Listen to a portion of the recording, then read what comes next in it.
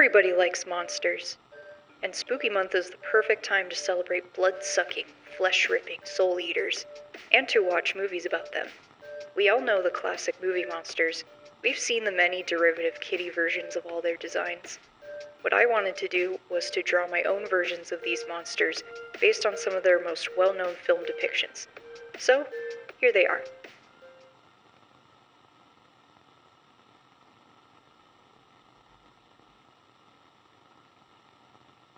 A key was turned with the loud grating noise of long disuse, and the great door swung back. Within stood a tall old man, clean-shaven save for a long white mustache, and clad in black from head to foot, without a single speck of color about him anywhere. Dracula is the most famous vampire in fiction history, and the most iconic look is undoubtedly Bela Lugosi's from the 1931 Universal Films adaptation of Bram Stoker's Dracula. People also might recognize Count Orlok, probably from SpongeBob, but also from this famous shot from the 1922 movie Nosferatu. For my version of Dracula, I took inspiration from the book description. Both the 1922 and 1979 versions of Nosferatu, 1931's Bela Lugosi version, 1958's Christopher Lee's version, Gary Oldman from Bram Stoker's Dracula from 1992, and a tiny bit of Van Helsing's take on Dracula, played by Richard Roxburgh in 2004. My Dracula is mostly based on the young Gary Oldman version, especially the hair. I leaned into the alluring quality vampires can have when they're trying to pass as human. I almost gave him white hair, but I realized he would look too much like the video game Castlevania version of Dracula, so I turned it gray. I gave him the mustache, but I didn't make it white like the book describes because I wanted it to match his hair. I also gave him pointed ears like Nosferatu and pale blue eyes like Richard Roxburgh's Dracula. For his costume, I gave him a long black coat and a cloak with red on the inside like Christopher Lee's Dracula. The book description states that he's completely colorless, but for visual interest I decided to give him some fancy gold buttons to show his wealth. I gave him the medallion that Bela Lugosi's Dracula wears and made it gold. He also carries a fancy walking stick like Gary Oldman's Dracula. To complete the design, I wanted to draw what my Dracula would look like in the throes of a violent murder. I was conceptually inspired by this amazing screenshot of Christopher Lee's Dracula after he just drank some blood. Side note, if this doesn't convince you to watch the 1958 Dracula, then I don't know what will. I gave him bloodshot eyes and blood dripping from his mouth. I gave him pointy Nosferatu teeth, which I imagine would retract after he's done feeding on his victims. Then he could appear charming and dapper again. I like how he looks, especially in his bloodlust. And if you haven't seen any of these movies, then I recommend all of them. Both Nosferatus are good. Disclaimer, I haven't seen the one from last year. The original Universal Studios Dracula is quite boring, but every scene with Bela Lugosi is fantastic. The 1958 Dracula has Peter Cushing's Van Helsing fighting Christopher Lee's Dracula, and it actually has blood in it. Bram Stoker's Dracula starring Gary Oldman is insane, and has an amazing soundtrack. Van Helsing is a movie.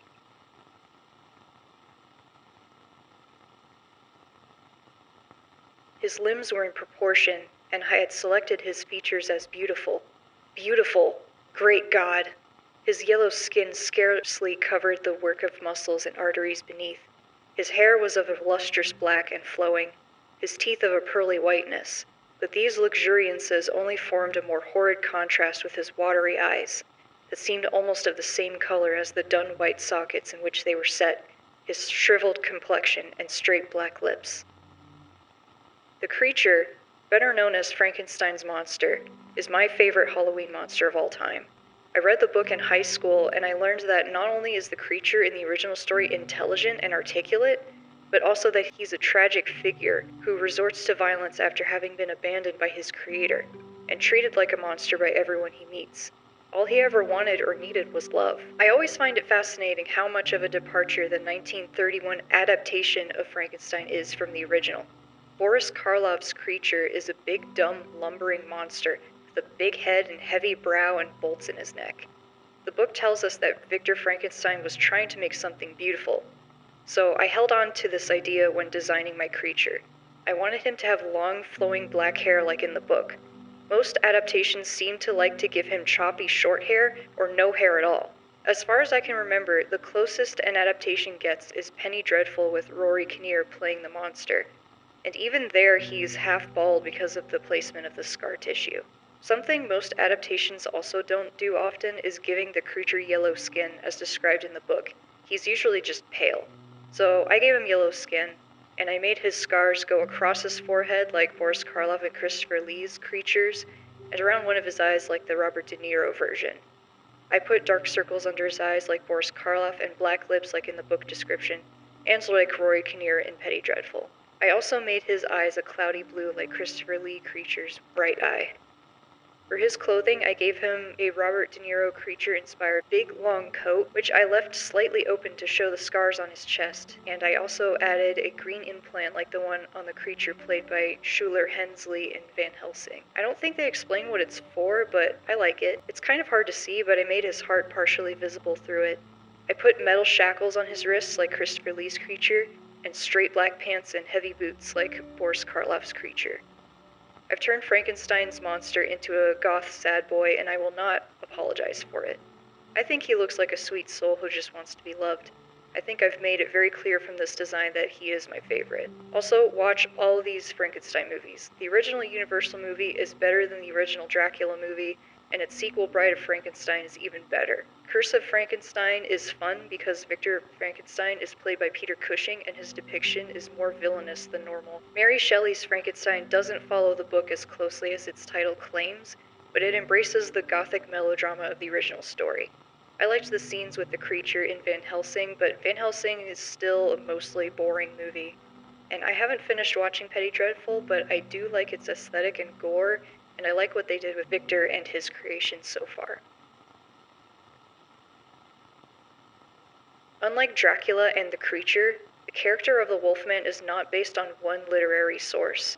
A lot of depictions of the Wolfman are based on the makeup designed by Jack Pierce, who created the werewolf look for the 1935 movie Werewolf of London, then refined it for the more well-known 1941 Wolfman film. In older folklore, werewolves were described as humans with unibrows, curved fingernails, and low-set ears. Then they would transform into creatures indistinguishable from real wolves aside from the lack of a tail. Nowadays, transformed werewolves vary widely from the anthropomorphized look of the Wolfman to a full animal form like in Twilight. For my Wolfman, I wanted to give him some of those wolf-like characteristics in his human form. I wanted him to look sympathetic, so I gave him the thick, upturned eyebrows of Lon Chaney Jr., which would then be offset when he transforms into a scary monster. I gave him shaggy brown hair and made him hairier in general. Most of the Wolfmen in human form are not especially hairy, but I wanted to make his human design reflect his monstrous form, to show the duality the werewolves often represent, the human and the monster in the same body. I put him in more modern clothes like the 2025 version played by Christopher Abbott, but I added a fur lining to his jacket like Benicio del Toro's Wolfman. Even though I gave him visible chest hair, I like the fur on the jacket as another representation of what he is. For his wolf form, I leaned heavily on the design for Benicio del Toro's Wolfman form, which is heavily influenced by the Lon Chaney Jr. look. I love how detailed it is and how vicious he looks. It's no wonder this movie won Best Makeup at the Oscars that year. So while I gave him a lot of hair and fur on his face and head, I gave him more sparse hair on his body. It's prominent enough to be noticeable, but it's definitely not a full pelt of fur. I like how his monster form came out more than his normal human form, but I stand by my decision to make his lycanthropy more apparent in his human form. I think the appeal of the Wolfman is a monster that is the blending of human and animal, and what makes him scary is his complete loss of control once he transforms. In terms of movies, I haven't seen as many adaptations of the Wolfman as Dracula or Frankenstein. However, I like the original Wolfman from 1941. It's a classic. 2010's Wolfman might have a really good aesthetic, and it's very violent, which I like, but I ended up not caring about any of the characters, and all the acting is underwhelming, which is upsetting considering how many good actors are in it. Wolfman appears in Van Helsing, but it's not very remarkable. And I liked the 2025 Wolfman just fine. I liked that lycanthropy was treated more like a physical disease rather than a supernatural ailment, and I liked that it doubled as a metaphor for the cycle of abuse. Like The Wolfman, The Mummy as a movie monster character is not based on one literary source. The idea of the mummy as a scary monster comes from those British guys that dug up a bunch of stuff they weren't supposed to, and that made-up story about the people that found King Tut's tomb getting cursed from it. Mummy's curse is not real. Look it up. Despite its roots in Orientalism and its subsequent appropriation in pop culture, the mummy can still be a fun monster, whether they're the villain of a horror movie or a swashbuckling adventure movie. For my mummy design, I pulled from the two horror classics, Universal Studios' 1932 The Mummy, played by Boris Karloff, and Hammer Horror's 1959 The Mummy, played by Christopher Lee, and I combined it with a depiction played by Arnold Vosloo in The Mummy from 1999, as well as its sequel in 2001, and the awful flop from 2017 played by Sofia Boutella. Despite how bad that movie is, I do like the uncanny double irises of Sofia Boutella's Mummy. I added patches of decayed flesh, using this reference from the behind the scenes of the 1999 Mummy movie. I gave his skin some texture like Boris Karloff's Mummy, and I gave him the Egyptian eye makeup that Christopher Lee's Mummy has in his human form. For his costume, to add interest to the standard mummy bandages, I had some tied around his waist like this loincloth type thing that Arnold Vosloo's Mummy wears in his human form. I also gave him some gold arm bracers and a little gold cobra armband, like the one that Sofia Boutella's Mummy wears in her human form. Lastly, I had him holding the dagger of Set from the 2017 Mummy movie. I thought it made him look a bit more dangerous and cunning, and it's the only other design element from that movie that I liked. And lastly, here are my Mummy movie opinions.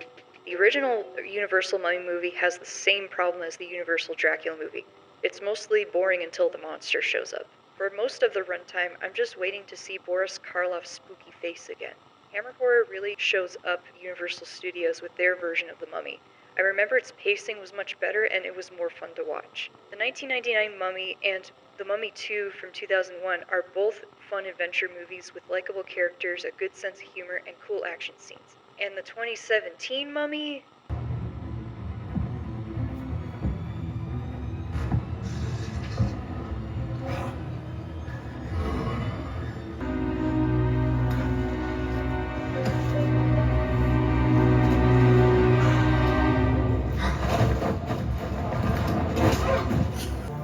Hey, Nick? Nick, I'm really glad to be here. I mean, thank you for bringing me back to life and everything, Nick, but what are we even doing here? Where are we going? Come on, my friend. Where's your sense of adventure? Somebody got paid to rape their son. Oh, no. Don't watch it. It's not worth it.